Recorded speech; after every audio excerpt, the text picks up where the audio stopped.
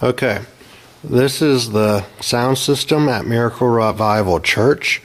Just a quick tutorial, just so you know how to run the sound system and know what's going on, just in case you don't. If you do, that's fine, and that's great. The way our system works here is we have one main speaker all the way up there on the ceiling. That is the one and only main speaker. It is controlled by the volume controls down here, of course. They're slide controls. In order to turn on the sound system, all the controls must be all the way off. Otherwise, you're going to get a popping sound out of the main speaker, and over time that will cause the speaker to go bad. Also, whenever you're about to shut down the sound system, make sure that all the volume controls are all the way off, all the way across the board, including and especially the main. Now, the power switch for the sound system itself is right here in the upper right hand corner by the amplifier above the equalizer. Of course, that is the equalizer. There's the brown amplifier box, from what I understand, that control the speaker in the nursery, but that brown amplifier box no longer works. The one on the bottom is the main amplifier. That is the one that controls the entire sound system. The power switch for that is on the far right hand corner. When you look at your knobs, channel 2, which is the one there on the right, is the one that controls and is hooked up to the main speaker. When you're looking at the soundboard here, all these little blue buttons, if you choose to listen to just that channel through your headphones, which would be plugged in here on phones, all you have to do is press that button down and you can hear it through your headphones. As you're looking at your buttons here, you see a mono button. The mono button needs to be down in order for the sound to go from the board over to the main switch, and is controlled that way. The LR, or left right button, needs to be pressed down in order to record from the soundboard, is my understanding. Now, I think it sends it to this record button here. I'm not sure if it sends it there or to the M1 and M2 button. I would think it would be the record. As you're looking at the switches along the board, you see A4, A5, A3, A2, A1. A simply stands for auxiliary. So this is being controlled by switch 1 on auxiliary 1. As we look at that, your main auxiliaries are all over here on your far right, and the auxiliary which the controller goes to depends on which is plugged into that auxiliary port. When we look at auxiliary 1, right now all the monitors are plugged into auxiliary 1 or A1, which means that the microphone or whatever's hooked up to slide to the channel 1 or whatever you call it, if you wanted to play that through the monitors, you turn up A1. Right now our microphones all feed into A2, which is auxiliary 2. Now, just also a side note, A1 here controls the sound of whatever microphone 1 is coming out of the monitor. This is the low and the high, the volume control. However, the main control for all the monitors are done over there under the main control of A1. These are the main controls right here for each of the auxiliaries. Right now we're only using auxiliary 1 and auxiliary 2. There's nothing plugged into auxiliary 3, 4, or 5.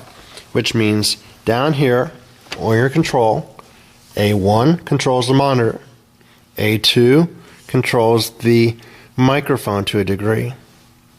However, you can play with A3, A4, and move them any which direction, and it doesn't matter because there's nothing plugged into them to control.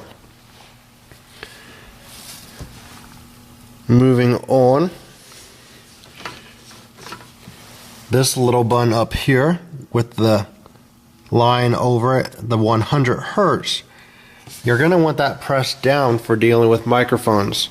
That helps the decibels under the sound under 100 hertz cut off, is what that means. So all that little hand shuffling and everything, that should help control it. Now, with ours, it's a little bit different because most of our microphones are condenser mics. From what I understand, there's two different types of microphones. There are dynamic microphones and there are condenser microphones. We have condensers. The condenser microphones are a lot more sensitive than the dynamic microphones when it comes to picking up sound. So a little bit more shuffling, you're going to hear sounds being made. Now, this little mute button here is handy. Where is it? Right here. What it does is it controls the sound on this control, volume control. So volume control 5, mute 5. I find this is very handy to use when the song leader is getting ready to literally pull the microphone from the holder. A lot of times you'll have that little bumping around sound as it's being pulled out. What I like to do is mute the microphone right before they pull it out because they're normally not speaking. And as soon as it reaches outside of the holder, then unmute it real quickly. And you do that. It's really easy. All you do is, the button's a push button. You just push it down. Down is mute. Up is off. Is unmute. You also know it's muted because the yellow light will come on. And I can exemplify that right now. We'll flip the board on. Right there you see volume 5. And the mute button, press it down. Well, I'm doing 4. You can see it come on, off, on. So you know if it's on or off. These buttons up here are more or less equalizers, and being honest, I really don't understand them a whole lot. I really don't. I think the gain is to control high-pitched squeals a little bit. Like I said, I don't really know. I'm not sure. Now, there is a pre and a post button right here. It pushes up and down. That deals with volume. The post is up. I like it on post.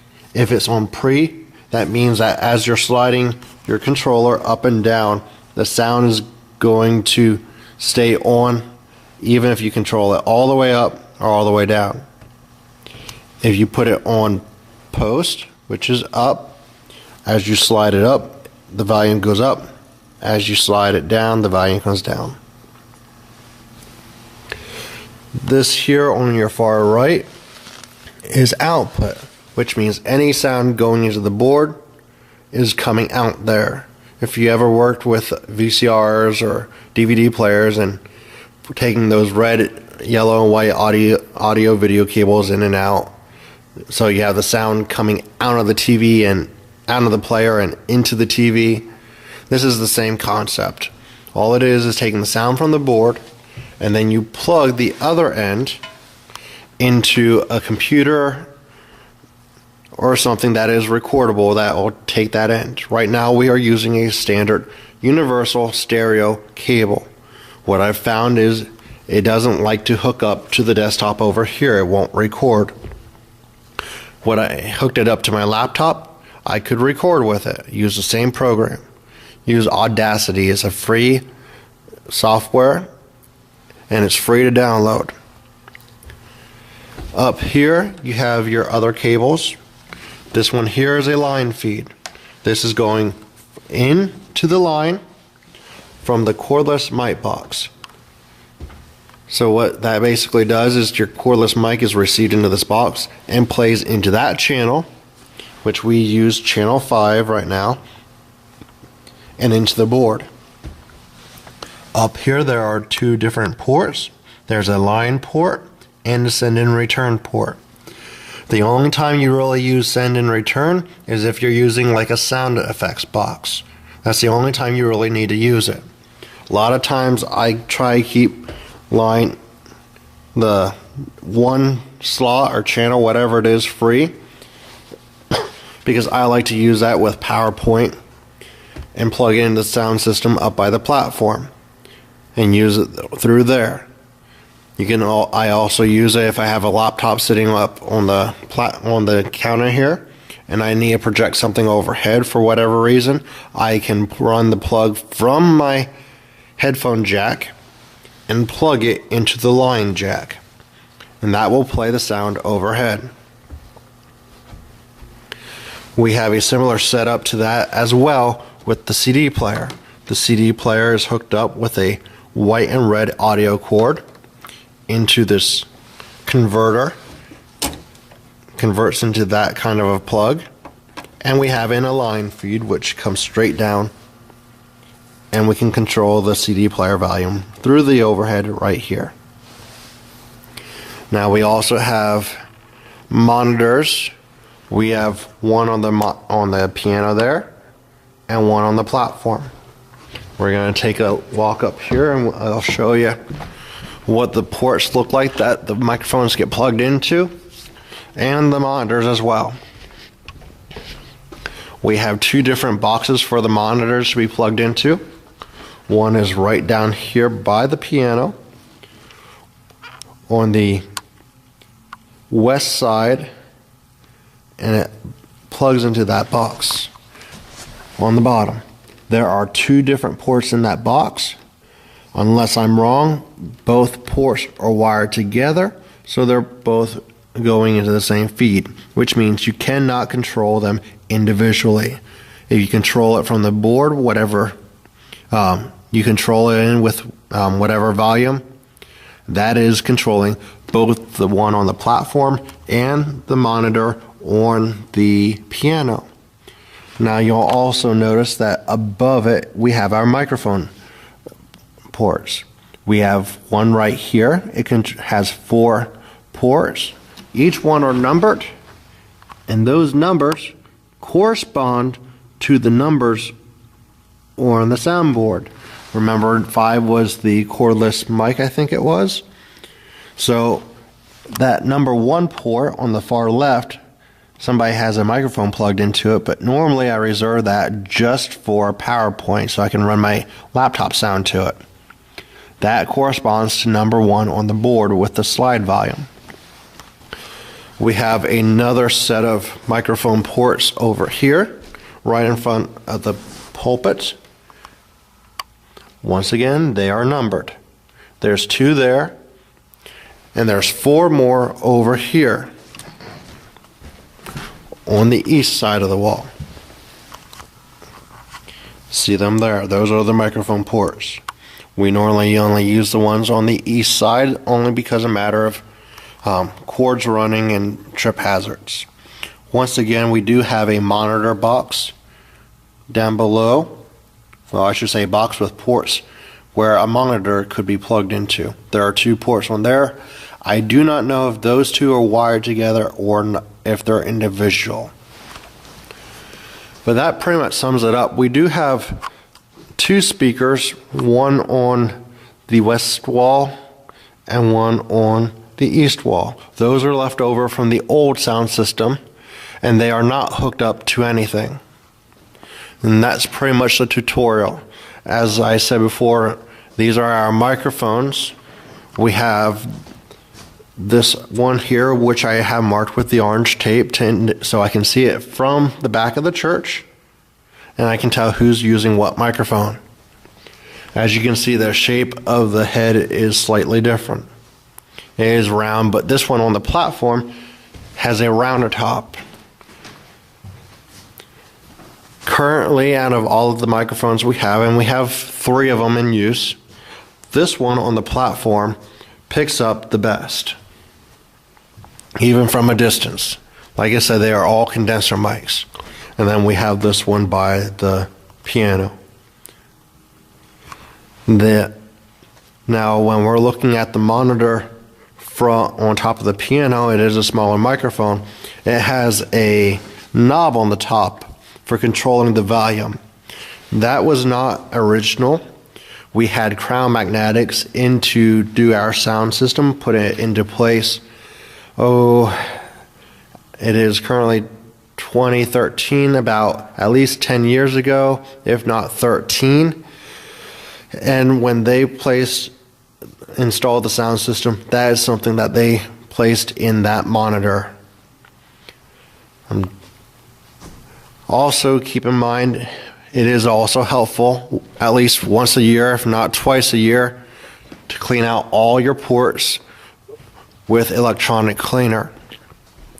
From a person I was talking to a while back, he was telling me that there's a product I think called Deox. I can't remember where you can get it, but that is helpful for cleaning. Also, I know that at Walmart they sell the CRC electronic cleaner that might work as well. I haven't gotten around to doing it, but basically all you do is take your head out, spray it in there a little bit, place it in the port, and pull it in and out several times just to clean it. Otherwise, you'll get static. Now, like I said, we do have our equalizer down here. That was given to us just recently in 2013. Our old one kicked the bucket. It was an original from Crown Magnetics. Looking at our systems over here, the top cassette player I just need to get rid of because we don't use it anymore, or place it somewhere else. I'm not even sure if it works. The second cassette player we use if there's actually someone who wants to use a soundtrack that's cassette. This is the Sony 5 CD changer. As of right now, I think the 5th CD slot is going bad. I have trouble with it reading. Cleaning is not the issue. The player's just going bad, but we're still using it. You're not going to want anything less than a 5 CD changer if you would ever replace it, just because of if you ever do programs, especially with our blacklight program, you'll have, normally I make one main disc with all the songs on it and in sequence. But you're going to have more CDs than that to deal with on the night of the program. Normally we use at least 3 different CDs, and it can be more. We'll use one which has the main program on it. Of course, throughout the program there will be congregationals and specials as well. Our children do a kids choir. They have the last couple of years, and that's a separate CD.